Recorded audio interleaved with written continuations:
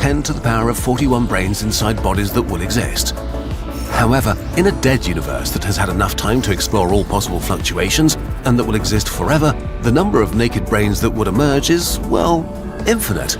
So the probability that you're a floating brain is not only vastly larger than the probability that you're a real human, it's so inconceivably larger that we can't even meaningfully quantify the difference. How do you compare a number to infinity? So, are you a floating brain that exists for one moment in time, then basically forever passes, and then you exist for another moment in time? Maybe not even in that order. Maybe your life happens backwards and you just don't notice. Maybe you've lived trillions of times already. Are you the dream of a dead universe? Really? Like, really? Well, probably not. First of all, there are a few loopholes. For example, dark energy could behave completely differently from what we think today and lead us to another future.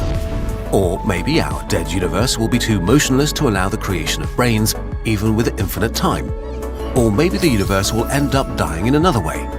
Our understanding of the cosmos doesn't have a solid enough foundation for anyone to worry if they're real or not. Loopholes aside, if you were a fluctuating brain, all the laws of physics stored in your brain would have originated at random and shouldn't bear any relation to the real world. But we just used those laws to prove that you're a floating brain.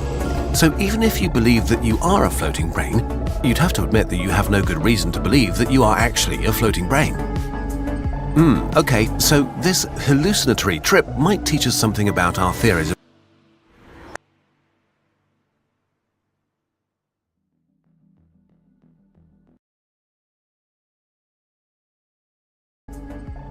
Absolutely everything you think about yourself and the universe could be an illusion. As far as you know, you are real and exist in a universe that was born 14 billion years ago and that gave rise to galaxies, stars, the Earth, and finally you. Except, maybe not. You may actually not exist for real, but be the dream of a dead universe. You and everything you think exists. Crazy as it sounds, this may be an unavoidable consequence of our best scientific theories about the universe. Okay, this is a bit much. Let's start at the beginning. We need to understand three concepts for this idea to make sense. 1. The arrow of time. What distinguishes the past from the future? Put a drop of red ink into a glass of water, and you see the ink spread until it fills the container, but never the opposite. Colored water where ink spontaneously concentrates and becomes a drop at the surface again. Time always seems to flow in the direction in which the ink spreads. But if you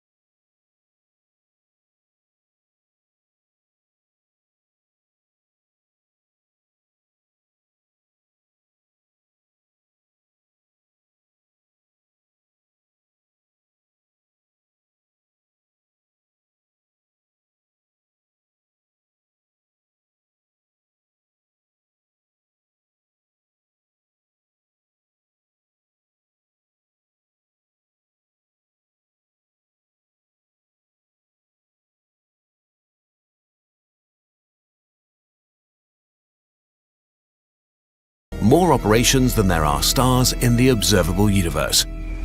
A computer like this is just impossible. Except maybe it isn't. Assumption 2. Technological progress will not stop anytime soon.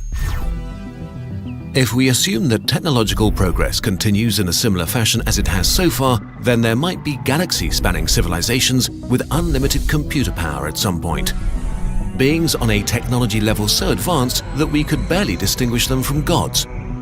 A computer that can handle a million, trillion operations is serious business, but there are actually concepts for computers which could handle this. The Matryoshka brain is a theoretical megastructure made up of billions of parts orbiting a star feeding on its radiation. A computer of this scale would have enough power to simulate many thousands, if not millions, of humanities at the same time. Other technologies, like high-end future quantum computers, might lower the size drastically, so it might be possible to do this with a structure the size of a large city, or even smaller. But only if there's still someone around to build the computer. Assumption 3. Advanced civilizations don't destroy themselves. If there is a point at which all civilizations destroy themselves, this whole discussion ends here. Looking into space, you'd expect a universe filled with millions of alien civilizations, but we see nobody. The reason for this might be great filters. Great filters are barriers life has to overcome, like nuclear war, asteroids, climate change, or a black hole generator. If life is inherently self-destructive, then there are no simulations. We explain this in more detail in our Fermi paradox video. Assumption 4. Super-advanced civilizations want to run simulations. When we speak of post-human civilizations, we don't know what we're dealing with. To think we know what beings as powerful as gods want is pretty arrogant. Imagine the smartest ant on Earth living next to an amusement park. It's curious about what humans are up to, so you try to explain. Unfortunately, the ant just doesn't understand. The concept of roller coasters and standing in lines and holidays and fun doesn't make sense to an ant living an ant life. It's the same with us and a post-human being. Compared to them, we are ants. Running simulations for fun or science might be an absurdly stupid idea to them. But if they do want to run simulations for whatever reasons, and assumptions 1 to 3 are true too, then the chances are not zero that you are living inside a simulation. Assumption 5. If there are a lot of simulations, you are probably inside a simulation. If there are simulated civilizations, it's likely that there are a lot of them. After all, we assume that post-human beings have access to practically unlimited computing power. So if they run simulations, it would be convenient to run millions or even billions of them. If there are billions of simulated universes, there are probably trillions and trillions of simulated conscious beings, which would mean that the vast majority of all conscious beings that will ever have existed are simulated. So for every conscious being made of flesh, a billion simulated ones exist.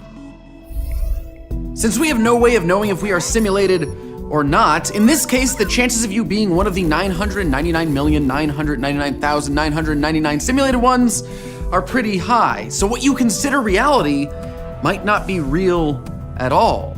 You really might be simulated. All of this is based on a lot of assumptions that we can't really test right now, so many scientists disagree with this whole thought experiment.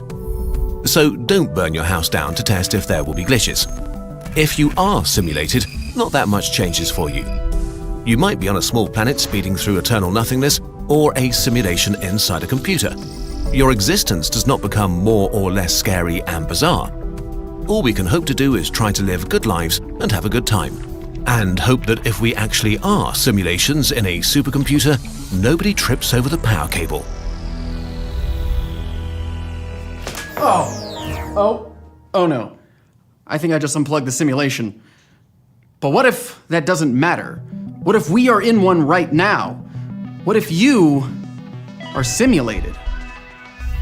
Jake over at Vsauce 3 is looking into that. Click here to watch his video and subscribe to his channel.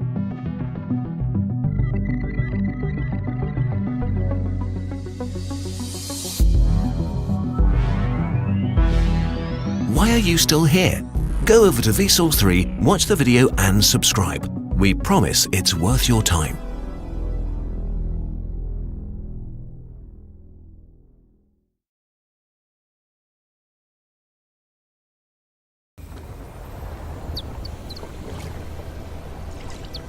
Is the universe infinite? Does it have an edge? And if so, what would you see if you went there? Today, we know that the universe had a beginning 14 billion years ago and that it's been expanding ever since. But something that's expanding should also have an edge, right? Well, it sort of does. Information can't travel faster than light. That means that we can only see parts of the universe whose light has had time to reach us in the last 14 billion years. When we look outwards, what we see is a sphere centered on us, the observable universe. But it gets a tad more complicated. Because the universe has been expanding, we know that the most faraway things whose light we can see are actually 45 billion light years from us right now.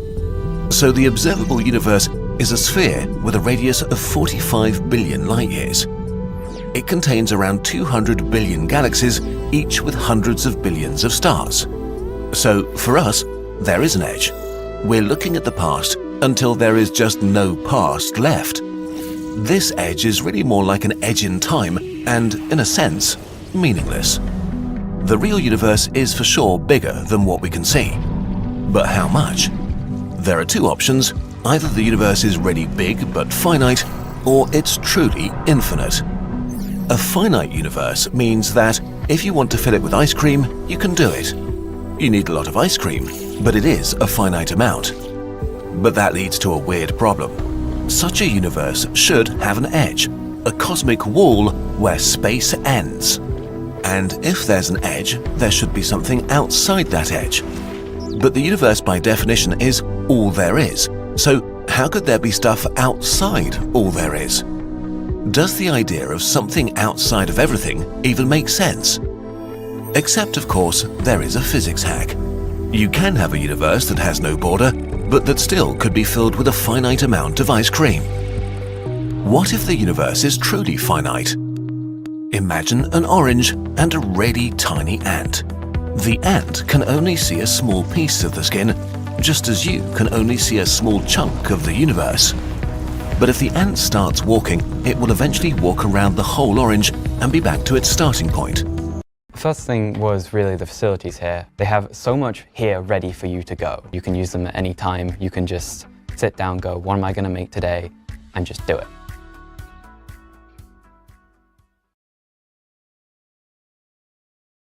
So the skin of an orange is not infinite, but it doesn't have a border. The universe is not like the skin of an orange, but it could be very similar. Instead of a sphere, it could be a hypersphere, where 3D space is curled on itself. Which is impossible for your brain to visualize, unfortunately. But the point is, no borders, no outside of the hypersphere. From our human ant perspective, our whole 3D space is like the peel of the orange. If you were aboard a spaceship flying in a straight line, you would eventually come back to Earth. How does any of this make sense? The actual physics is hard, so we have to simplify and lie a bit here. But in a nutshell, it all boils down to gravity. The way it works is that mass creates gravity by bending space-time. This bending is the strongest where the mass is, but sort of stretches on forever, like a very mild tension in the fabric of space-time itself. This could bend the whole universe in a way where it bends back on itself, which then makes the hypersphere. If you find this confusing, we're with you. If the universe happens to be a hypersphere, how could we find out how big it is? On Earth, we can see things disappear below the horizon, and that helps us calculate how big the Earth is. Scientists tried to find some sort of universe horizon that would reveal the scale of the cosmic sphere, but didn't see anything. Which means that if the universe is a hypersphere, it needs to be so big that from our perspective, it looks like we're living on a flat surface. For this to make sense, a hyperspherical universe should be at least 1,000 times bigger than our observable part. It could be 1 trillion times bigger for all we know, but not smaller than that. Some scientists thought all of this is way too straightforward and came up with a wilder option. The universe could be like the frosting of a donut. A hyperdonut, also impossible to visualize for your brain. This too means that if you travel in a straight line, you'd get back to where you started, but with fun complications. In a hyperdonut universe, there's not the same amount of stuff in every direction. If two spaceships fly in different directions, one could get back to the start way earlier. This also means that light from faraway galaxies would do fun and confusing stuff in a sort of cosmic Hall of Mirrors effect. We could see faraway things in two places, but not just that, we would see it in different moments in time, because its light would have taken much longer to travel in one direction than the other. You could see a star being born in front of you and see that same star die on the opposite side of the sky. How big would such a hyperdonut universe be? Well, because of its strange geometry, actually this is kind of the smallest possible universe, potentially just a few times bigger than the observable universe. But it could also be way, way bigger. We don't know. Okay, so much for finite universes. But what if it's truly infinite and space goes on forever? What would that be like? What if the universe is truly infinite? Actually, the cosmological model used by most scientists describes an infinite universe. We mostly use it to calculate what happens inside our observable chunk, but if taken literally, it predicts an infinite universe. An infinite universe goes on, well, forever, with no border anywhere, also impossible to visualize. Wherever you look, you'll find more and more stuff in every possible direction. This kind of breaks our brain a bit for a few reasons. First of all, if the universe is infinite, is it also eternal and has been there forever? Was there a time when there was nothing everywhere, and then there was something everywhere? Well, we don't know, but we have a lot of evidence for the Big Bang, so it really seems like the universe started at some point in the past. But wait, since the Big Bang, the universe has been expanding. How can an infinite thing that's everywhere become even bigger? Cosmic expansion just means that the distance between galaxies is growing with time. Even an infinite space can become bigger. Welcome to the paradoxes of infinity. Infinity gets much weirder though. As you travel with your spaceship in a straight line, you find new galaxies, stars and planets, new wonders, new weird stuff, probably new aliens and new life forms stranger than you could ever imagine. But after a long time, you might find the most special thing in the universe, yourself. An exact copy of you watching this video right now. How can that be? Well, everything in existence is made of a finite amount of different particles. And a finite number of different particles can only be combined in a finite number of ways. That number may be so large that it feels like infinity to our brains, but it's not really. If you have finite options to build things, but infinite space that is full of things in all directions forever, then it makes sense that by pure chance, there will likely be repetition. Although, just because something is possible, doesn't mean it will actually happen. Maybe the universe goes on forever, but only the boring stuff repeats itself endlessly. Maybe there is really only one you. But if the laws of physics are the same everywhere, then far, far away, gas could have given birth to stars and planets where primitive genetic information could emerge from chemistry, which might have ended up in cells and animals that evolved in really unlikely ways, and eventually apes that learn how to create online videos. It happened at least once, so the chance is not zero. Even if the chance of there being an exact copy of you watching this video right now is almost zero is still a huge number in an infinite universe. Unfortunately, you'll never meet, because almost zero still means the chance is incredibly small. Earth, as it exists right now, is so unlikely you'd have to travel incredibly far to find a second identical Earth. Some 10 to the 10 to the 29, a 1 followed by 100 octillion zeros, times the size of the observable universe. So far that it kind of means forever far away. Still, in a truly infinite universe, every combination of particles could reasonably not just occur only once, but an infinite number of times. It's time to stop now. While these scenarios are possible on paper, we've entered science philosophy here. Currently, none of these ideas are testable or provable. If the universe is infinite, we will never know. The reality is, for us, the universe is finite and has an edge. And we can see the edge in time. Everything we can interact with is within the observable universe, and most likely, this will stay true forever. Even if this finite universe feels small to you, it's more than big enough to fulfill all the dreams that we and our descendants can ever come up with. Infinitely enough for all of us. While we can't be sure whether the universe is infinite, many fascinating questions do have definitive answers in science, maths, and technology, and you can learn all about them on Brilliant.org. Brilliant will make you a better thinker and problem solver, with thousands of hands-on lessons on just about anything you may be curious about. They recently launched a whole new suite of data courses that use real data to tell powerful stories while training your brain to see trends through the chaos of truly massive datasets. You'll answer practical questions like how to maximize revenue hosting on Airbnb using the same analysis techniques that scientists use to explore the distribution of galaxies and unravel the mysteries of the cosmos, a foundation that can take your understanding to astronomical heights. We've also partnered with Brilliant to create a series of lessons to take your scientific knowledge to the next level. These lessons let you further explore the topics in our most popular videos, from rabies and mammalian metabolism to climate science and supernovae. Each lesson on Brilliant is interactive, like a one-on-one version of a Kurzgesagt video. And you can get started whenever, wherever, right from whatever device you'd like. To get hands-on with Kurzgesagt lessons and explore everything Brilliant has to offer, you can start your free 30-day trial by signing up at brilliant.org/nutshell. There's even an extra perk for Kurzgesagt viewers. The first 200 people to use the link get 20% off an annual membership once their trial ends.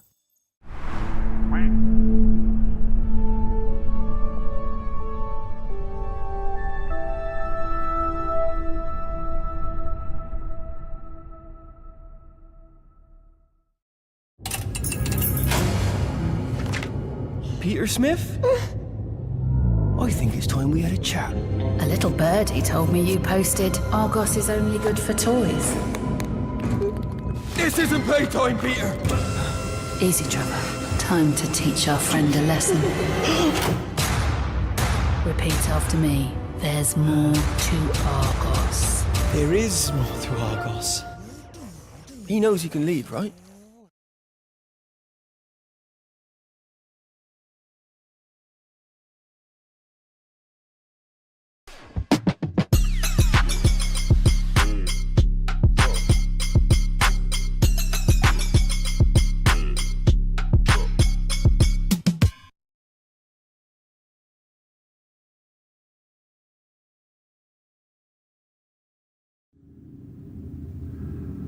Do your past, present, and future all exist right now? Are you watching this video, being born, and lying on your deathbed at this very moment? Surprisingly, the answer could be yes. But how can that be? What does that even mean? How does time work? The block universe. Imagine the universe like a child painting pictures on paper. Each picture shows everything that's happening in the universe in a single moment. With each new moment, all kinds of things occur everywhere. People are born and die, galactic civilizations expand, you miss the bus, and our universe kid makes a new picture that replaces the old one. In this way, you get something like a movie. Only the moment we're in right now is real. The past is what happened before. Now it's gone. The future is still to come and hasn't been drawn yet. This is kind of how time feels, right? Each moment being replaced by the next one. The past is far behind us, the future doesn't exist. But what if time is something else? What if the universe kid has already finished all its drawings and stacks them on top of each other? This way, we get a block of time that contains the whole history of the universe.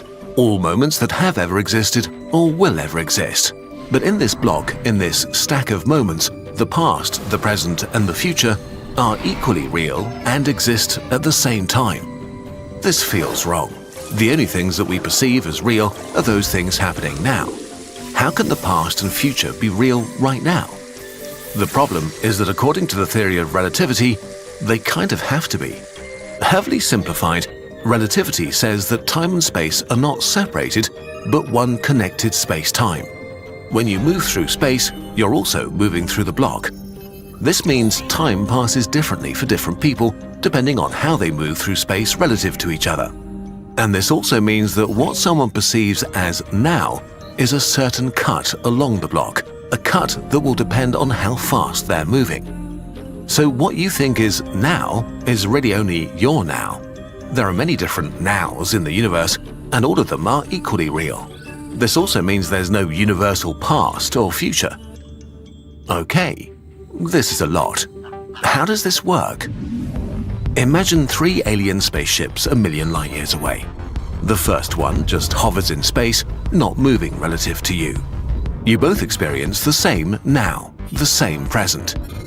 If you had a magical instantaneous internet connection, you could do a video call right now and chat about alien things. The second spaceship is flying away from us at 30 kilometers a second, about 3 times faster than a human rocket. It's moving differently through the block of time than you are, which means its now is different from yours. With the magical internet, the aliens can talk to your ancestors in 1924, when humanity was discovering the first galaxies outside the Milky Way. The third spaceship wants to visit Earth and is flying towards you at 30 kilometers a second, moving at the opposite angle of the second ship through the block of time. It experiences yet another now. With the magical internet, the aliens can talk to your descendants in the year 2124, when humanity has already built cities on Mars and Venus. Okay, so we have 3 different nows. So which one is correct? Well, that's the problem. Relativity is based on one powerful principle: cosmic democracy. The fact that the point of view of all observers in the universe is equally valid. All those nows have to be equally real. But if this is the case, your past, present, and your future all have to exist at the same time, right now. Because for the different aliens, they all happen in their present. This means that the distinction between the past, the present, and the future is an illusion. The universe is not a bunch of things evolving through time like in a movie, but a static block in which the past, the present, and the future all coexist and are real. How can that be? Well, think about a galaxy outside the observable universe, too far away to ever visit or see. But even if you can't get there and don't see it, it's still real. The future might be the same. But if the past is not far behind us and the future actually exists, then there is no movie. Things don't happen in the universe. The universe just is, like a frozen block of dead, cosmic ice, with everything that will ever happen already written and decided. Is the future already written? If all times coexist and are equally real, then the future has to be already written. But that's not how you experience things. It feels like you can mold your future with your decisions. It really feels like you're free to choose to stop watching YouTube to not miss the bus. But if the future is set in stone, you can't decide anything. So are your choices an illusion? Well, maybe. Maybe your free will is a mirage, and maybe you missing the bus was already predetermined at the Big Bang, so feel free to continue watching. Except quantum stuff is ruining everything again. Quantum processes can't be predicted, not even in principle. Not because we're silly and don't know how to do it. According to quantum physics, quantum particles are intrinsically random. For example, if you have a radioactive atom, it could decay at any moment, in the next second or in the next million years. We can calculate the probability that it will decay tomorrow, but no oracle in the universe will ever be able to tell you with absolute certainty if it will do so or not. But quantum particles can change the world. Imagine a radioactive element randomly decays and causes a genetic mutation in a nearby mammal. And then many generations later, that mutation has led to a weird mix of duck and mammal that makes no sense. Or the atom decays a day later, and the weird creature will never exist. If quantum stuff is really uncertain, the future can't be set in stone. But if the future is an untold story, it can't be real in the same way as the past is. So what happens when uncertain things like the decay of our atom become real? Is that moment the present? Is this now? But before we saw that cosmic democracy makes it impossible to define an absolute now. What's going on here? It turns out that for every individual object, you, an alien, an atom, the past, the present, and the future are always well defined. Your death will always happen after your birth, never before, and never at the same time. Now, you are clearly between your birth and your death. So, for you at least, now makes... If we don't play tricks like going to the other side of the universe and using aliens in funny ways to find out what now means, things again start to look ordered and nice, and individual nows seem to exist. Can we do something with them? Let's return to our block universe. Maybe the block does not contain the future, and maybe we just imagined it wrong. Maybe the block is just the past, and a thin layer on the surface is the present. That surface is not smooth, but bumpy and uneven. It's been made by joining countless individual nows, each experienced by someone or something in the universe, each equally real and valid, and all observers do their bit, so cosmic democracy is still true. As new things happen and uncertain things become certain, radioactive atoms decay, new species of mammals arise, people miss the bus, the border moves upwards, creating new time in the universe. Instead of a frozen block of time with a future that has already been written, the block is growing and things happen. You can again decide your future. Maybe leave earlier so you won't miss the bus. What is real then? Let's recap.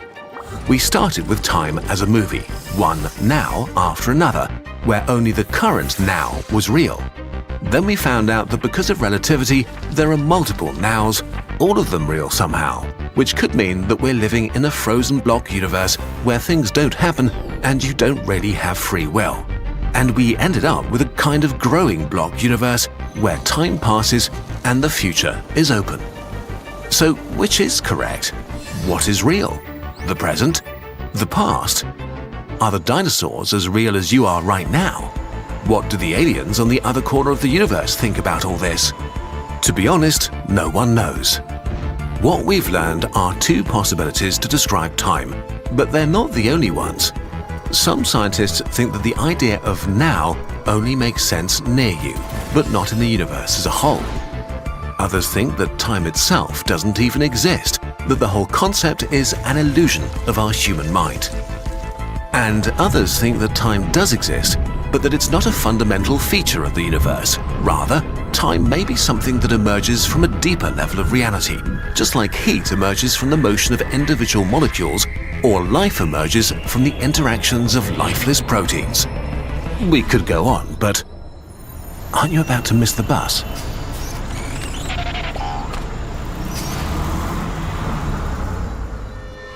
The concept of time is abstract and elusive, possibly beyond complete human comprehension. Fortunately, there's a vast world of things we do understand about the universe that you can explore right now, thanks to our friends at Brilliant.org. Brilliant has thousands of bite-sized hands-on lessons in science, maths, technology, and beyond. Their latest course, Introduction to Probability, offers a practical guide to interpreting the world. You'll master the tools of chance, risk, and prediction while learning to model real-world situations and running simulations of everything from election results to who will win the next World Cup.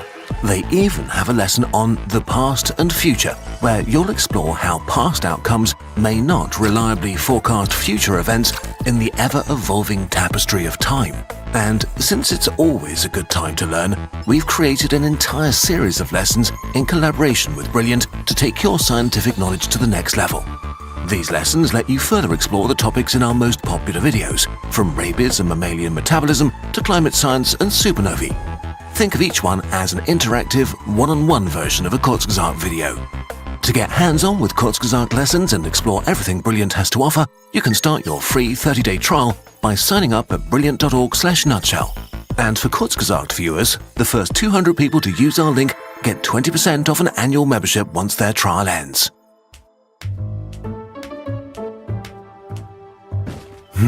Our shop has grown so much over the years, thanks to all of you. Now, it's time to move our precious products to a bigger warehouse. But should our tiny burbs really have to carry all those boxes? No. Help us out and grab a box in our biggest sale ever. But first, we'll give you a little tour. Here you can see how our posters are actually created. And this is how our enamel pins are made. But watch out, there are some pretty creepy and dangerous things in here as well. And this is where the deals are crafted. They'll only be available for a short time and as long as supplies last, so head over to the shop now. The birds really appreciate your help.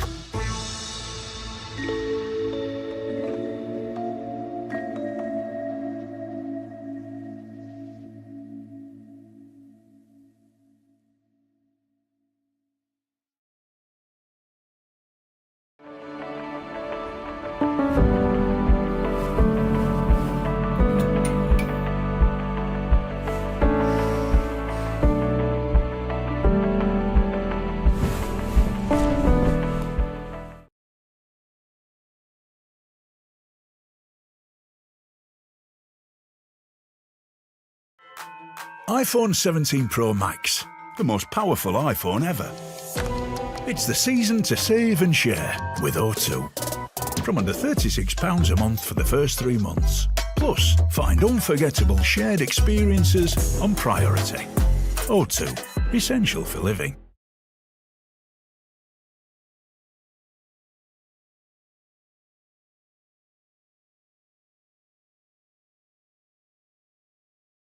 Humans rule Earth without competition, but we're about to create something that may change that. Our last invention, the most powerful tool, weapon, or maybe even entity, artificial superintelligence. This sounds like science fiction, so let's start at the beginning. Intelligence is the ability to learn, reason, acquire knowledge and skills, and use them to solve problems. Intelligence is power, and we're the species that exploited it the most. So much so that humanity broke the game of nature and took control. But the journey there wasn't straightforward. For most animals, intelligence costs too much energy to be worth it. Still, if we track intelligence in the tree of species over time, we can see lots of diverse forms of intelligence emerge. The earliest brains were in flatworms 500 million years ago. Just a tiny cluster of neurons to handle basic body functions. It took hundreds of millions of years for species to diversify and become more complex. Life conquered new environments, gained new senses, and had to contend with fierce competition over resources. But in nature, all that matters is survival, and brains are expensive, so for almost all animals, a narrow intelligence fit for a narrow range of tasks was enough. In some environments, animals like birds, octopuses, and mammals evolved more complex neural structures. For them, it paid off to have more energy-consuming skills like advanced navigation and communication. Until 7 million years ago, the hominins emerged. We don't know why, but their brains grew faster than their relatives. Something was different about their intelligence. Very slowly, it turned from narrow to general, from a screwdriver to a multi-tool, able to think about diverse problems. 2 million years ago, Homo erectus saw the world differently from anyone before, as something to be understood and transformed. They controlled fire, invented tools, and created the first culture. We probably emerged from them around 250,000 years ago with an even larger and more complex brain. It enabled us to work together in large groups and to communicate complex thoughts. We used our intelligence to improve our lives, to ask how things worked and why things are the way they are. With each discovery, we asked more questions and pushed forward, preserving what we learned, outpacing what evolution could do with genes. Knowledge builds on knowledge. Progress was slow at first and then sped up exponentially. Agriculture, writing, medicine, astronomy, or philosophy exploded into the world. 200 years ago, science took off and made us even better at learning about the world and speeding up progress. 35 years ago, the internet age began. Today, we live in a world made to suit our needs, created by us, for us. This is incredibly new. We forget how hard it was to get here, how enormous the steps on the intelligence ladder were, and how long it took to climb them. But once we did, we became the most powerful animal in the world in a heartbeat. But we may be in the process of changing this. We're building machines that could be better at the very thing that gave us the power to conquer the planet. Humanity's final invention. All the times I spent in the lab amazing. I've had to use all the equipment, and they encourage you to use it. Basically, I'm applying everything that I have done in uni into the workforce, and it's just amazing.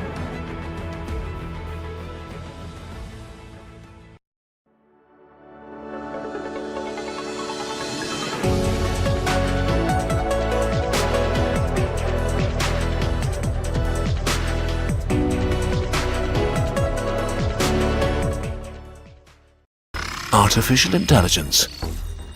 Artificial intelligence, or AI, is software that performs mental tasks with a computer, code that uses silicon instead of neurons to solve problems.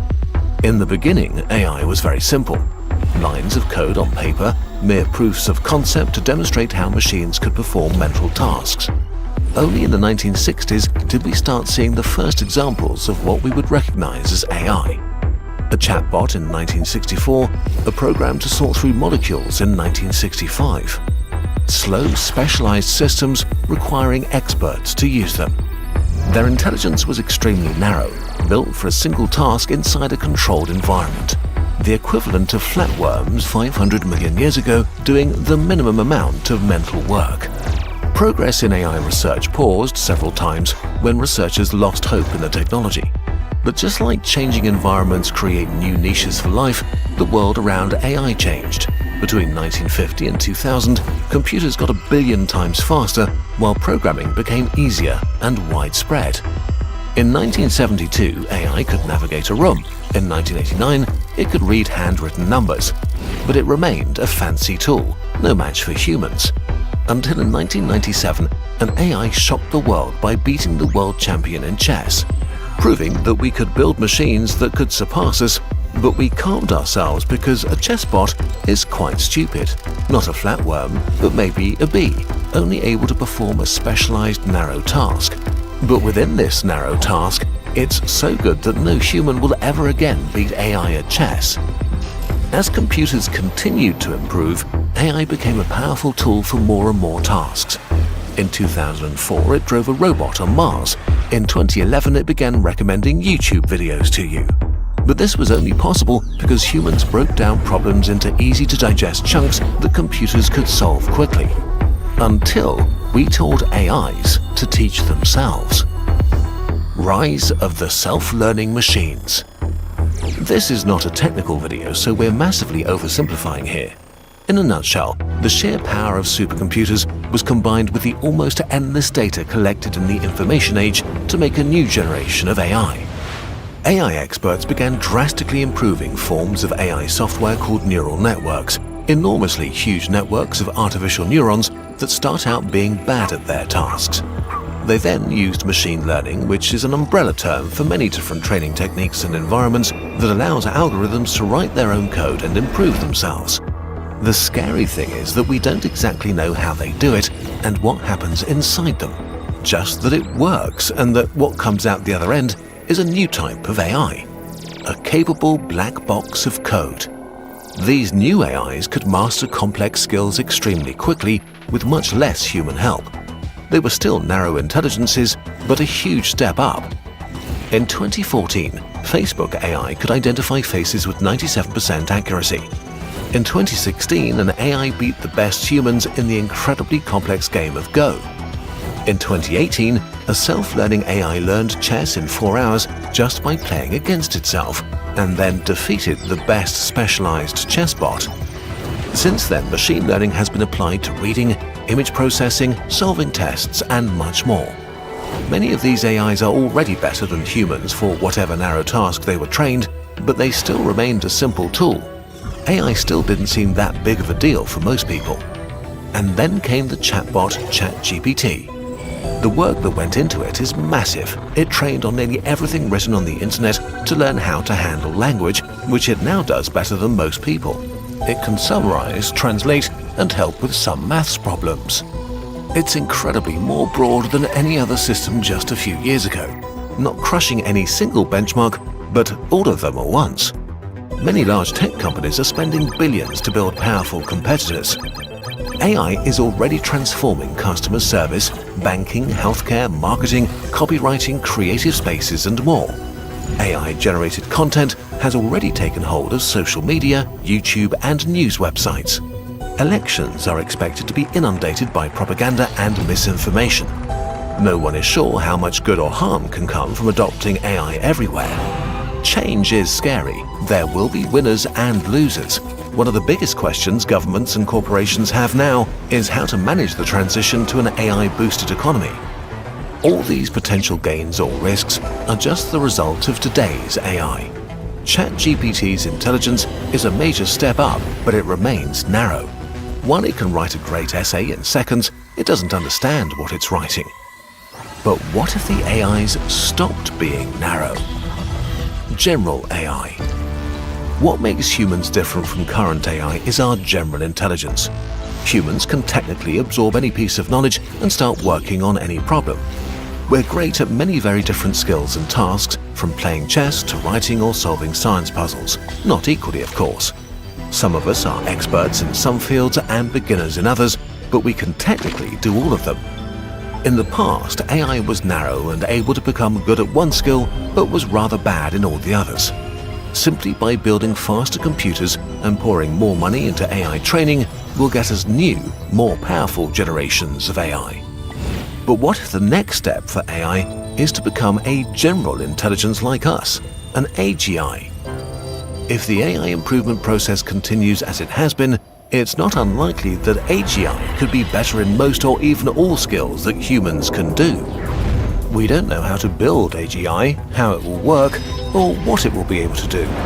Since narrow AIs today are capable of mastering one mental task quickly, AGI might be able to do the same with all mental tasks. So, even if it starts out stupid, an AGI might be able to become as smart and capable as a human. While this sounds like science fiction, most AI researchers think this will happen sometime this century, maybe already in a few years. Humanity is not ready for what will happen next, not socially, not economically, not morally. Earlier, we defined intelligence as the ability to learn, reason, acquire knowledge and skills, and use them to solve problems, all things humans excel at. An AGI as intelligent as even an average human would already disrupt modern civilization because they're not bound by the same limitations as we are. Today's AIs like ChatGPT already think and solve the tasks they were made for at least 10 times faster than even very skilled humans. Maybe AGI will be slower, but it may also be faster, maybe much faster. And since AGIs are software, you could copy them endlessly as long as you have enough storage and run them in parallel. There are 8 million scientists in the world. Now imagine an AGI copied 1 million times and put to work. Imagine 1 million scientists working 24/7, thinking 10 times faster than humans without being distracted, only focused on the task they've been given. What if, suddenly, AGI could do all intelligence-based jobs in the world, from interpreting law to coding to creating animated YouTube videos, better, faster, and much cheaper than humans? Would whoever controls this AGI suddenly own the economy? And thinking bigger, human progress is our intelligence applied to problems, so what could 1 million AGIs achieve? Solve fundamental questions of science, like dark energy. Invent new technology that gives us limitless energy, fix climate change, cure aging and cancer. But then again, sadly, humans apply their intelligence not just for the benefit of all. What if the AGIs are tasked to guide drones or pull the triggers in war? Or to engineer a virus that only kills people with green eyes? Or to create the most profitable social media so addictive that people starve in front of their screens? The creation of AGI could reasonably be as big of an event as taming fire or electricity, and give whoever invents it equally as much power. But now let's go one step further. What if the potential of AGI doesn't stop here? Intelligence explosion. Intelligence and knowledge build and accelerate each other, but humans are limited by biology and evolution. Once we evolved the right hardware, our software outpaced evolution by orders of magnitudes, and within a heartbeat, we ruled this planet. But our software basically hasn't changed much since then, which is why we have obesity and destroy the climate for short-term gains. Since AGI is software on a computer, once it's smart enough to do AI research, the rate of AI progress should speed up a lot. And that results in better AI that's better at AI research without much human involvement. It may even be possible that AI could learn how to directly improve itself, in which case some experts fear this feedback loop could be incredibly fast. Maybe just months or years after the first self-improving AGI is switched on. Maybe it would actually take decades. We simply don't know. This is all speculative. But such an intelligence explosion might lead to a true super-intelligent entity. We don't know what such a being would look like, what its motives or goals would be, what would go on in its inner world. We could be as laughably stupid to a superintelligence as squirrels are to us, unable to even comprehend its way of thinking. This hypothetical scenario keeps many people up at night. Humanity is the only example we have of an animal becoming smarter than all others, and we have not been kind to what we perceive as less intelligent beings. AGI might be the last invention of humanity.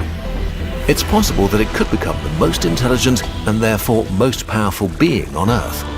A god in a box that could exercise its power to bring unimaginable wealth and happiness to humans while securing our future. Or it could subvert civilization and bring about our end, with humanity unable to come up with a way to stop it. We'll look at some of these potential futures in more videos, but for now, let's wrap up. Worried about the pace of tech? Don't close the skills gap. Shatter it with the leader, Pluralsight. Guide the new generation of experts. Accelerate their impact. The future of work